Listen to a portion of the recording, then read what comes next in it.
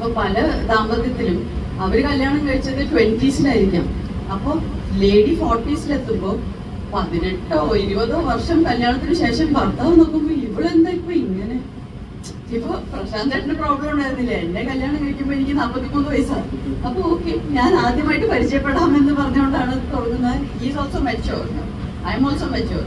Mid ലൈഫിൽ കല്യാണം കഴിക്കുന്ന രണ്ടുപേരും already mentally and spiritually and physically mature people ആണ്.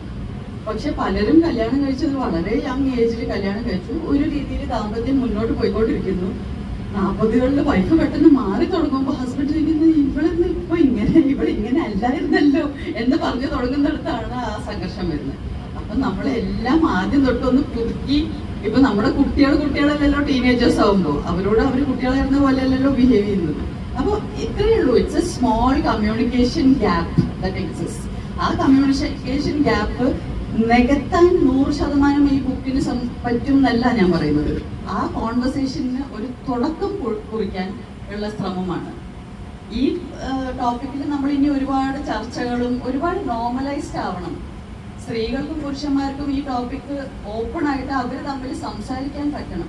ഇതിലുള്ള ദുരൂഹതകളൊക്കെ മാറിപ്പോണം. സംസാരിച്ചാൽ തീരുന്ന ദുരൂഹതകളേ ഉള്ളൂ.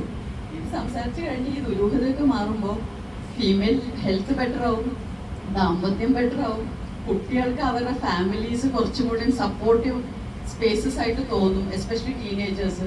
പലപ്പോഴും എനിക്ക് തോന്നിയിട്ടുള്ളത്, നമ്മളിപ്പോൾ പറയുന്നു ടീനേജേഴ്സ് ഒരുപാട് ഡ്രഗ് അഡിക്ഷനിലേക്കും ഒക്കെ പോകുന്നു എന്ന് പറയുമ്പോൾ അവർക്ക് അവരുടെ വീട്ടിൽ നിന്ന് ചിലപ്പോൾ ഈ വേണ്ട ഒരു സപ്പോർട്ട് സിസ്റ്റം കിട്ടുന്നുണ്ടായിരിക്കില്ല.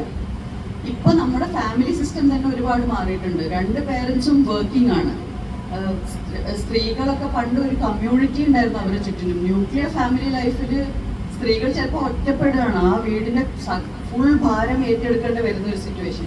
എന്നാൽ അവര് 20 മുതൽ 40 വരെ അത് ചെയ്തിട്ടുണ്ടാവും നിസ്സാരമായിട്ട്.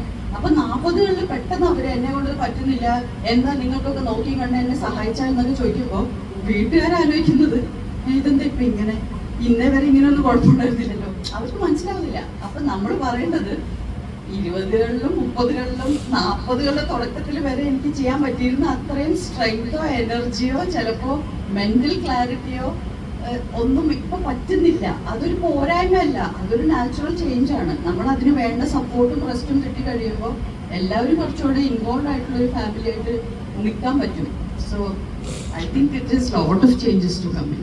അപ്പൊ ഇതൊരു നിസ്സാര കാര്യമല്ല, പക്ഷെ ഇതൊരു വളരെ ക്ലിയർ കട്ട് കാര്യമാണ്. സ്ത്രീകളുടെ ലൈഫിൽ അവരുടെ ഹെൽത്ത് മാറും, അവരുടെ ലൈഫ് സ്റ്റൈൽ മാറും, അവരുടെ ആരോഗ്യം മാറും, എല്ലാം ചേഞ്ചസ് നാച്ചുറലി വരും. അത് നമ്മൾ എത്ര നന്നായിട്ട് മാനേജ് ചെയ്ത് പോകുന്നോ അത്രയും നന്നായിട്ട് നമുക്ക് നമ്മുടെ ഫാമിലി ലൈഫ് മുന്നോട്ട് കൊണ്ടുപോകാനും പറ്റും. സ്ത്രീകളുടെ ലൈഫും അവരുടെ ഹെൽത്തും ലോങ് ടൈമിന് പെട്ടെന്ന് വാർദ്ധക്യത്തേക്ക് കൊണ്ടുവരും.